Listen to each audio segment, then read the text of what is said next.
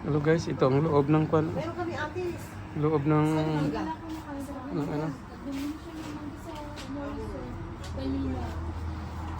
Yan.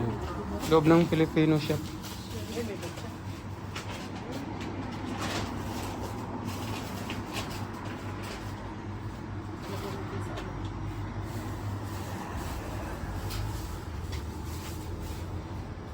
Yan sila nag-ano.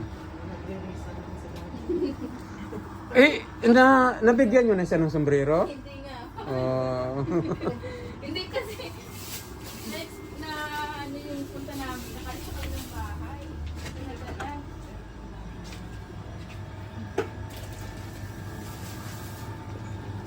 Sa susunod sa susunod. Lalo nakapunta kayo ha. Prepare nyo yung ano, pakamananahan kayo.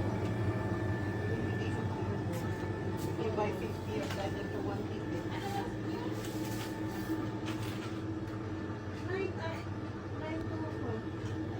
Yan, yun ang ano nila.